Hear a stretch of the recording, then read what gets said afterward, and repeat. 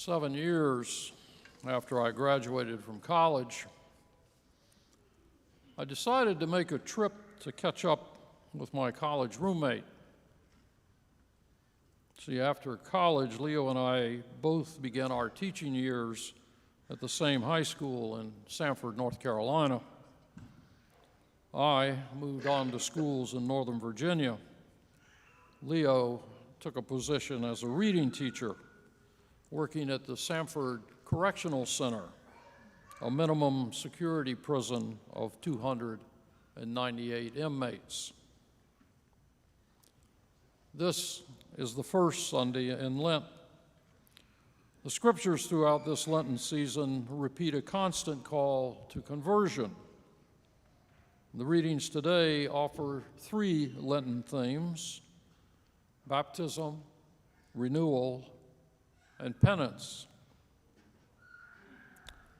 The inmates at Sanford Correctional Center are nearing the ends of their sentences. While incarcerated, they have the opportunity to gain skills that will lead them to a productive life outside the prison walls.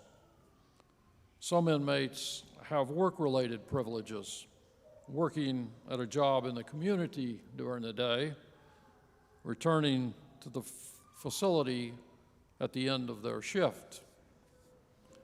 Others train and work in culinary arts, recycling, landscaping, custodial work. Many earn their GEDs. In the first reading, we hear the familiar story of the fall of Adam and Eve. The portion of the story that we hear could be considered incomplete, for we get no further than Adam and Eve's realization of what they have done and their poor attempt to make things right by covering their nakedness. The point of the reading is to remind us how sin, death, and separation from God came to be. During my visit, Leo needed to do some work at the prison, and he invited me to come along.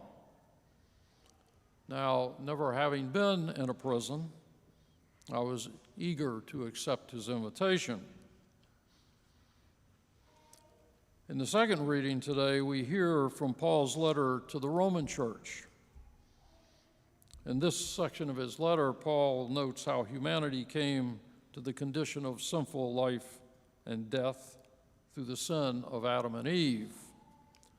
And Paul makes it clear that humanity cannot rise out of this condition alone, but only through the sacrifice of Christ and the redemption that he earned for us. Now, whether you are an inmate or a visitor, the closing of a jail cell door behind you creates the urge to panic.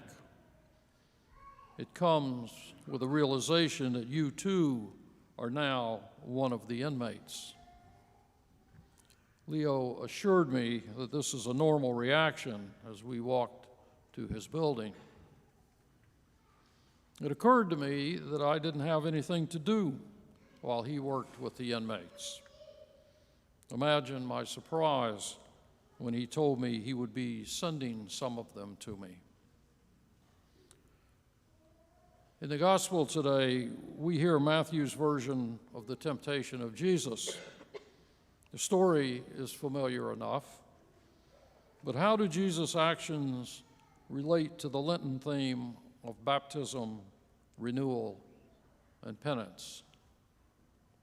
We notice certain things. Satan begins each temptation with the phrase, "If you are the Son of God." It reminds us that at Jesus' baptism, God spoke from the heavens saying, "This is my beloved Son." Then each time Jesus rebukes the devil, Jesus renews his commitment to his heavenly Father. Jesus fasting for a long time, a sort of self-imposed penance, reminds us of his deep commitment to prayer and his father, sharpened by his hunger.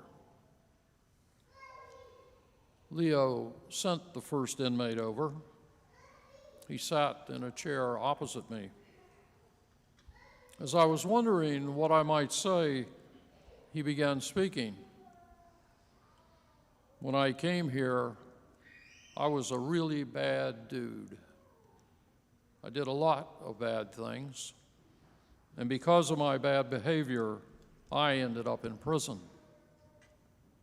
I've learned my lesson, and I've changed. I'll be a much better citizen when I get out.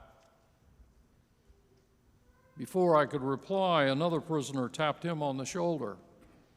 He got up from the chair, and the other inmate sat down.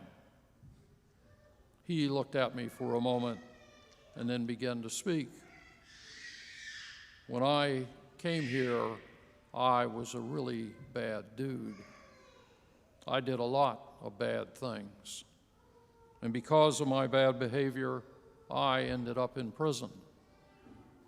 I've learned my lesson, and I've changed. I'll be a much better citizen when I get out. And so it went. Each inmate told the same story. Some of them added that they had found Jesus or God or Allah in prison. Once we left the prison, I asked Leo about the experience. They don't know who you are. You might be on a parole board. You might be investigating some other crime. You might be good for them. You might be trouble. They all learn to have their story ready to tell at any time. They learn from each other. They all tell the same story. Baptism, renewal, and penance. The inmates of the Sanford Correctional Center are preparing to return to society. Some will take their experience of incarceration, the skills they learn, and the second chance that they receive, and turn it into a useful, productive life. For some, that decision will come only after they return to prison 2, 3, or more times. Some will not learn. They will spend most of their life incarcerated. It will become their familiar and even preferred way of life. Each will experience a baptism of the closing door, a chance to renew their lives, and the penance of their time in prison. From that experience, they will form their conversion story.